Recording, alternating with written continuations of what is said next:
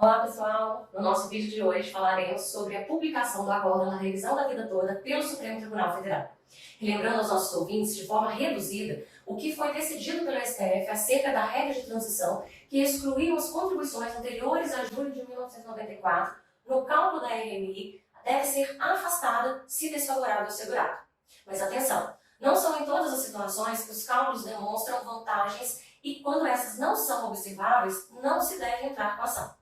Aqui no nosso escritório, nós utilizamos sempre 2 programas de cálculos, que são referência nacional de credibilidade, inclusive perante o judiciário. Somente após esses cálculos é que indicamos para os nossos clientes se é vantagem ou não entrar com essa ação revisional. Explicada essa parte, surgem algumas questões para o caso dos processos que já estão em andamento, e nós vamos esclarecer cada uma delas aqui. Doutora Fernanda, se o meu processo foi distribuído no Juizado Especial Federal e os cálculos de liquidação demonstrarem a superação do valor de 60 salários mínimos, tendo eu renunciado ao excedente, só vou receber 60 salários mínimos? Não, definitivamente não, pessoal. O valor da causa que atribuímos na inicial não corresponde ao valor da condenação. Ali trata-se de uma mera estimativa e esta pode ser mudada no curso do processo, inclusive de ofício pelo juiz, conforme o artigo 292, parágrafo 3º do CPC. O juiz pode ser provocado a partir dos cálculos de liquidação que eventualmente demonstrem a superação do teto dos juizados e, com isso, declinar a competência para a ação tramitar em outro juízo. O próprio INSS, inclusive, em petição ao STF, requerendo a suspensão da ação da revisão da vida toda, informou que desde 1999 os seus sistemas de cálculos estavam programados para retroagir os salários de contribuição até, no máximo, 26 de novembro de 95. E por isso, quase 30 anos depois, os sistemas de cálculo não permitem a simulação de cálculo da RMI, considerando as remunerações anteriores ao julho de 94, além de que, para o período anterior, os sistemas do INSS não permitem a inclusão ou alteração automática de remuneração, sendo isso feito manualmente. No caso da revisão da vida toda, muitos advogados tiveram que estimar o valor da causa, uma vez que, na época, tratava-se apenas de uma tese que sequer tinha a chance de prosperar. Não existiam sofisticados sistemas de cálculos como há hoje, cujas plataformas já indicam uma operação matemática certa para a realização de tais cálculos. Até mesmo sobre esses sofisticados sistemas de cálculos, o INSS põe em dúvida, tal como falou na petição que fez ao Supremo, pedindo a suspensão do processo. Disseram lá que existem sistemas vendidos na internet que são imprecisos, não homologados, sem qualquer certificação e nem mesmo consideram os períodos em que não existem remunerações no CNIS, elevando assim abusivamente o valor da revisão em casos que a revisão seria, inclusive, desvantajosa. Assim, diante da publicação do acórdão, no nosso escritório, optamos por já fazer os cálculos de liquidação em todos os nossos processos e pedir o procedimento regulado feito, com a possibilidade, inclusive, de sentença líquida ou até mesmo de declínio de competência para que o julgamento seja feito por juiz competente. Mas, outra dúvida. Doutora Fernanda, me disseram que o INSS ainda pode apresentar um último recurso e que o processo pode permanecer suspenso. Isso é verdade? Pessoal, tecnicamente, os processos deveriam voltar à tramitação regular, uma vez que os embargos de declaração que ainda podem ser apresentados pelo INSS não têm efeito suspensivo de forma automática. Esses efeitos devem ser requeridos e serão objeto de apreciação específica do STF.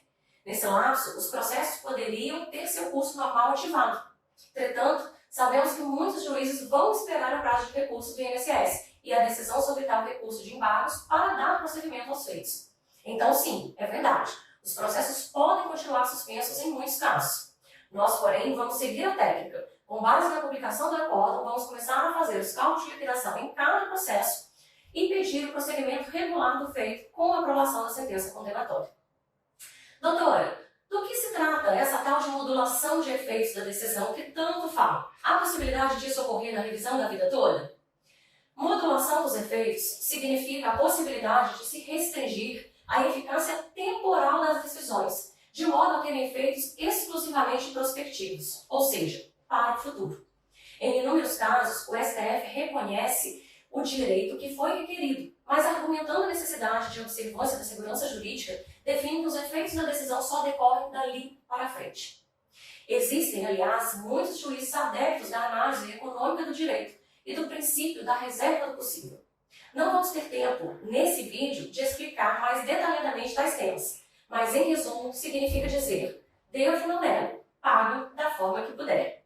A nosso ver, ao contrário de prezar pela segurança jurídica, o recado da nação é de que vale a pena inadimplir, pagar a menor, descumprir a lei ou até a mesma Constituição, pois em caso de condenação, o inadimplente e lesador só precisará pagar dali para frente.